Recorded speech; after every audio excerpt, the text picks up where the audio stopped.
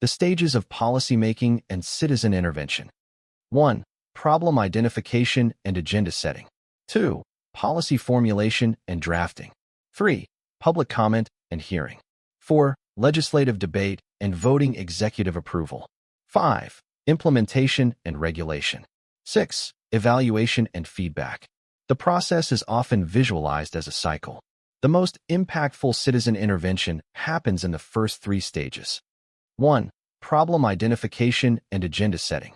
This is the very beginning, where an issue is recognized and pushed onto the government's to-do list. How to intervene. Contacting representatives. Write letters, emails, or call your local, state, or federal representatives to bring an issue to their attention. Personal stories are powerful. Advocacy and awareness campaigns. Use social media, petitions, e.g., change.org, public demonstrations, and community organizing to demonstrate widespread public concern and force the issue onto the agenda. Coalition building. Join or form advocacy groups, e.g., environmental groups, parent-teacher associations, business coalitions. A collective voice is louder than an individual one. Media engagement. Write op-eds for local newspapers, call into talk radio, or try to get investigative journalists interested in the issue. 2. Policy formulation and drafting. This is when legislators or agency officials research and write the specific text of a bill, ordinance, or regulation. How to intervene. Direct expert testimony. If you have expert knowledge, as a scientist, business owner, social worker, etc., you can be invited to provide testimony to a legislative committee to help them draft effective policy. Lobbying. Advocacy groups meet directly with lawmakers and their staff to provide draft language, suggest amendments, and argue for or against specific provisions.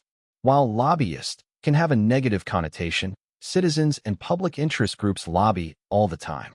Working groups and advisory committees. Some government bodies form committees of citizens, stakeholders, and experts to help draft complex policies. 3. Public comment and hearing, a critical window. This is one of the most formal and direct ways citizens are expected to intervene. Before a law is passed or a regulation is finalized, the government is often legally required to solicit public input. How to intervene. Public hearings. Attend official public hearings and sign up to speak. Time is usually limited, e.g., 2 to 3 minutes per person, so prepare clear, concise remarks.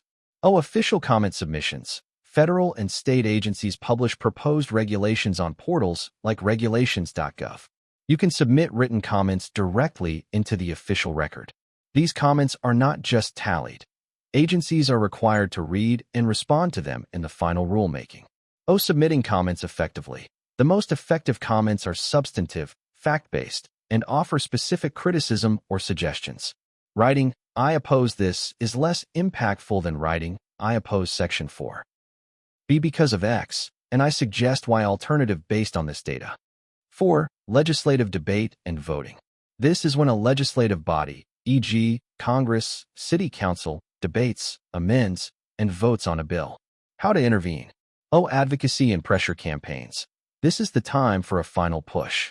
Flooding representatives' offices with calls and emails about a specific vote can be highly influential, especially for local officials. Mobilizing testimony. Providing last-minute testimony during legislative committee markups to suggest specific amendments. Public demonstrations. Holding rallies or protests at the Capitol or City Hall to show visible support or opposition. 5. Implementation and regulation. After a law is passed, the executive branch, e.g., a government agency like the EPA or FDA, is tasked with creating the detailed rules and regulations to implement it. How to intervene. The notice and comment process again. The rulemaking process involves another round of public comment on regulations.gov. This is another hugely important window for influencing how a law actually works in practice.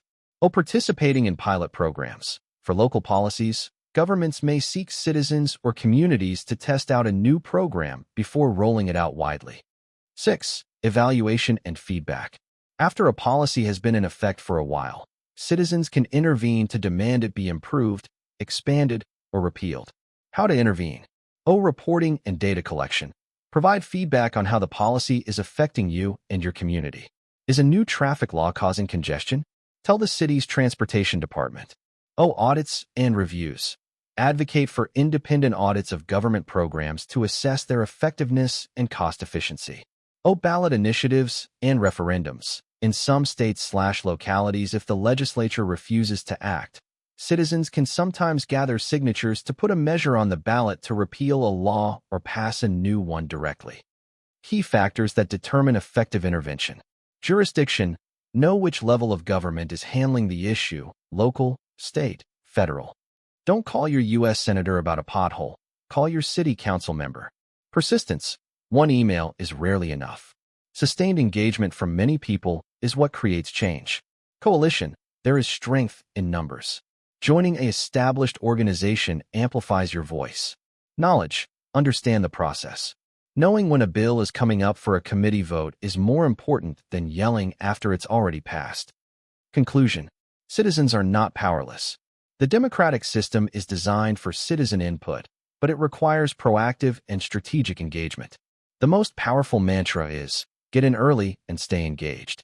Whether it's through a formal public comment period, a phone call to a representative, or testimony at a hearing, your voice is a legitimate part of the policymaking process.